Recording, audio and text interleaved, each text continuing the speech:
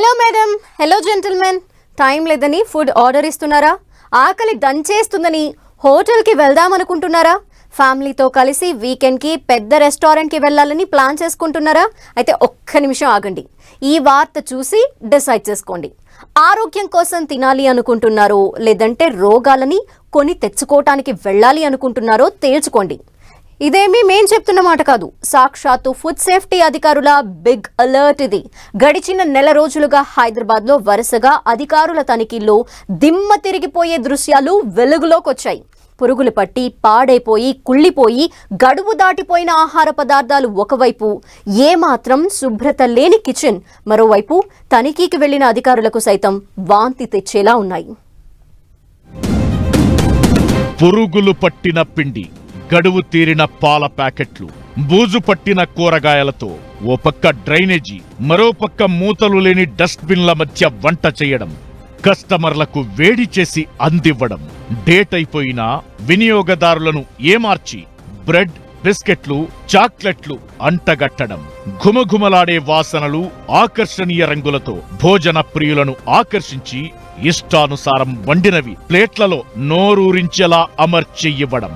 హైదరాబాద్ సహా పలు నగరాలు, పట్టణాల్లో రెస్టారెంట్లు, హోటళ్లు, బేకరీలు, ఐస్ క్రీం పార్లర్లు ఆడుతున్న కిల్లింగ్ ఫుడ్ గేమ్ ఇది.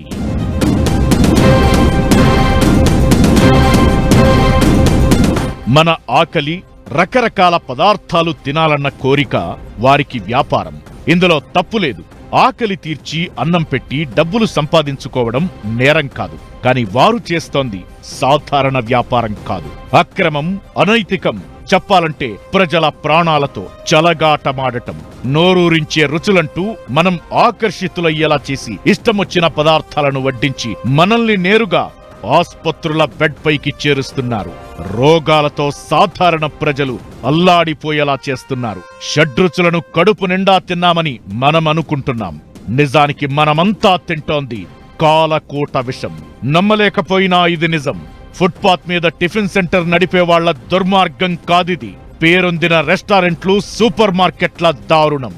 అక్షరాల ప్రజల ప్రాణాలతో చలగాటమాడుతున్నాయి హోటళ్లు, రెస్టారెంట్లు, బేకరీలు, ఐస్ క్రీం పార్లర్లు. పేరేదైనా బయట ఆహార పదార్థాలు తిన్నామో అంతే సంగతులు అన్నట్లుగా మారాయి.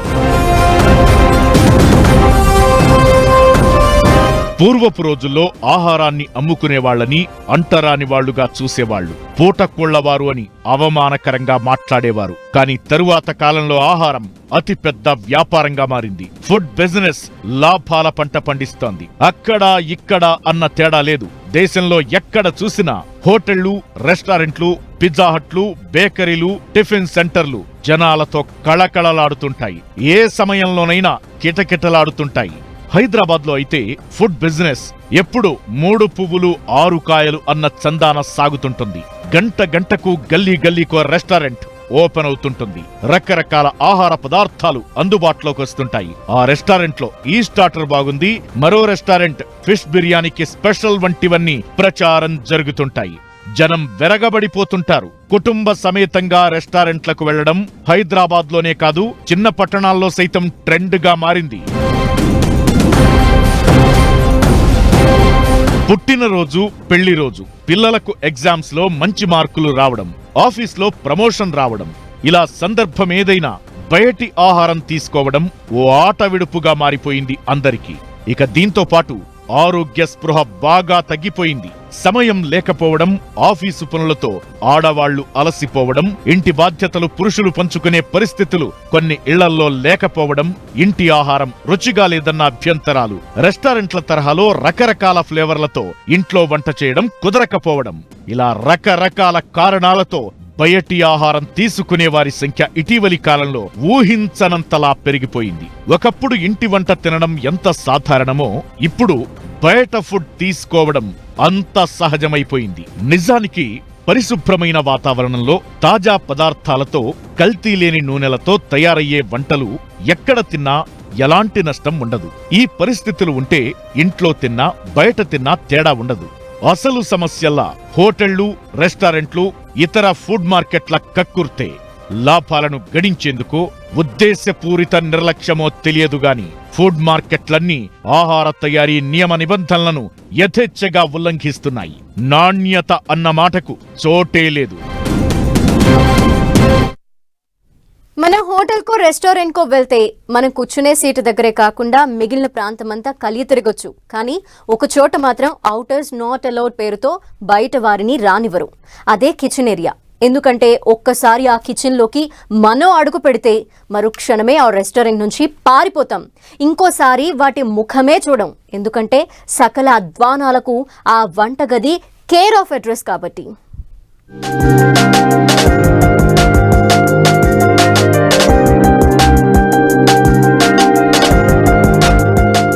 బయటి ఆహారం ఇంట్లో తయారైనంత శుభ్రంగా ఉండదని, అంత నాణ్యత ఉండదని మనందరికీ తెలుసు.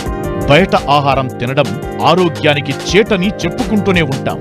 ఏ నూనెల్లో పడితే ఆ నూనెల్లో వండుతారు, ఎలా పడితే అలా తయారు చేస్తారని పిచ్చాపాటి కబుర్లలో మాట్లాడుకుంటూనే ఉంటాం. అయితే ఎన్ని తెలిసినప్పటికీ మళ్లీ హోటల్ ఫుడ్ అంటే మనసు పడుతూనే ఉంటాం. ఇటీవల ఆహార భద్రతా అధికారుల తనిఖీల్లో బయటపడ్డ విషయాలు చూస్తే మాత్రం షాక్ అవుతారు. ఇలాంటి ఆహారమా మనం తినేది అని ఒళ్ళు జల్లు మనక మానదు. వాటర్ బాటిల్స్ కు లేబుళ్లుండవు. చీజ్, శాండ్విచ్, బ్రెడ్ వంటివి ఎప్పుడు తయారు చేశారో తెలియదు. మనం రాత్రి వేళ సెగలు పొగలు కక్కుతున్నట్టుగా తినే బిర్యానీ అంతకు ఓ గంట ముందు కాదు కదా, ఆ రోజు ఉదయం వండారన్న గ్యారంటీ లేదు. 2-3 రోజుల క్రితం వండిన బిర్యానీని కూడా వేడి చేసి వేడివేడిగా వడ్డిస్తున్న బిల్డప్ ఇస్తున్నాయి రెస్టారెంట్లు, హోటళ్లు. ఆ కాలకూట విషాన్నే మనం లొట్టలేసుకుని తింటూ ఆహా ఓహో అనేస్తున్నాం.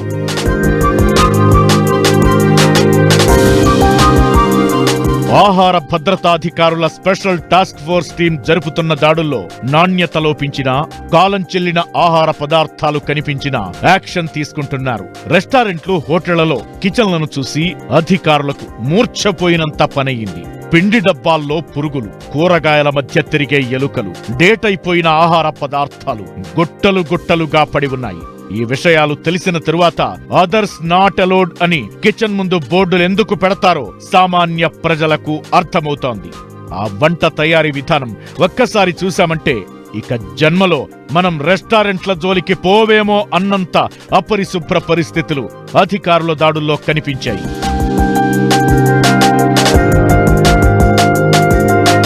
ఇంటి భోజనం తినడం కన్నా బయట రకరకాల ఆహార పదార్థాలు తినడానికే అందరూ ఇష్టపడుతున్నారు. అవి ఎలా తయారవుతున్నాయి, ఎలాంటి పరిస్థితుల్లో వండుతున్నారు, ఏమేం కలుపుతున్నారు, ఏ నూనె ఉపయోగిస్తున్నారు వంటి కనీస విషయాలను సైతం పట్టించుకోవడం లేదు. ఇదే అదనుగా ఆహార వ్యాపార దోపిడీ యథేచ్ఛగా సాగుతోంది. మనం మన ఆరోగ్యాలను పణంగా పెట్టి ఐస్ క్రీం పార్లర్లకు, కాఫీ షాపులకు, రెస్టారెంట్లకు, సూపర్ మార్కెట్లకు కోట్లు కుమ్మరిస్తున్నామని తెలుసుకోలేకపోతున్నాం. నోరూరించే రుచులు, ఘుమఘుమలాడే వాసనలతో మనపై ఆకర్షణల వలవేసి మనల్ని రోగాలు, ఆస్పత్రుల పాల్చేస్తున్న విషయాన్ని గుర్తించలేకపోతున్నాం.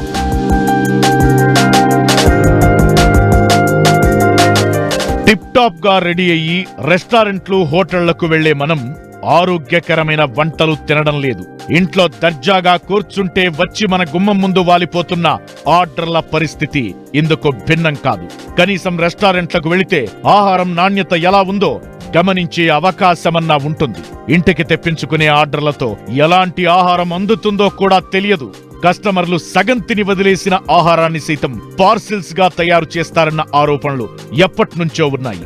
ఈ రకంగా చూస్తే మనం తిండి కొనుక్కోవడం లేదు, వేలకు వేలు ఖర్చు పెట్టి ఆహారం పేరుతో రోగాలను కొనుక్కుంటున్నాం. తిరిగి ఆ రోగాలను తగ్గించుకునేందుకు ఆస్పత్రులకు నిలువు దోపిడీ సమర్పించుకుంటున్నాం. బయట తినాల్సిన టైంని కనుక తగ్గించుకోగలిగితే, సో మన ఇంట్లో కనుక వండుకుని మన వర్క్కి వెళ్ళేప్పుడు మన క్యారేజ్ తీసుకుని వెళ్ళటం వల్ల ఇలాంటి వల్ల మనకి క్రాస్ కంటామినేషన్ తక్కువ వస్తూ ఉంటుంది. So at the same time మనం తీసుకునే ప్రతి ఒకవేళ for example you're going out and eating for మనం ఒక హాలిడేకి దేనికో వెళ్ళినప్పుడు ఏం చేయాలంటే స్పెషల్ ప్రికాషన్స్ తీసుకోవాలి. సో ఈ పర్టికులర్ ప్లేస్లో so is it certified, if it certified దీంట్లో ట్రైనింగ్ ఉందా, సేఫ్టీ ఆస్పెక్ట్స్ ఉన్నాయా లేవా, you have right to ask for it.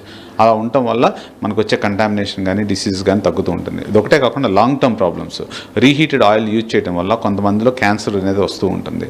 So colon cancer is very very common. So ఇలాంటివన్నీ చూసుకొని మనకి అవేర్నెస్ కనుక క్రియేట్ చేసుకోగలిగితే, సో నెంబర్ ఆఫ్ టైమ్స్ మనం బయట తీసుకునే ఆహారం కనుక తగ్గించుకోగలిగితే క్యాన్సర్స్ కూడా ప్రివెంట్ చేసుకోవచ్చు.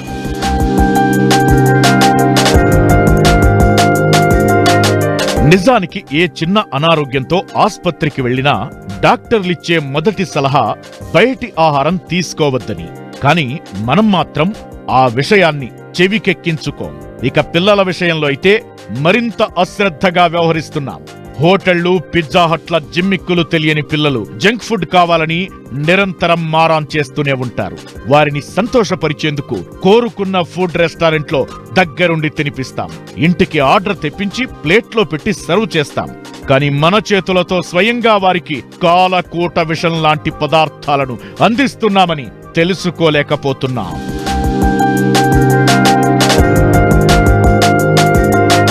ఈ విషయాలన్నీ తెలుసుకున్న తరువాతైనా ప్రజలు మేలుకోవాలని ఫుడ్ సేఫ్టీ అధికారులు, వైద్యులు కోరుతున్నారు. బయటి ఫుడ్ తినడం మానేసి ఇంట్లో శుభ్రమైన, కల్తీ లేని, నాణ్యమైన ఆహారం తినాలని సూచిస్తున్నారు. చేతులు కాలాక ఆకులు పట్టుకునే బదులు జరిగిన నష్టం ఇకనైనా గుర్తించి ముందు జాగ్రత్త చర్యలు తీసుకోవాలని కోరుతున్నారు.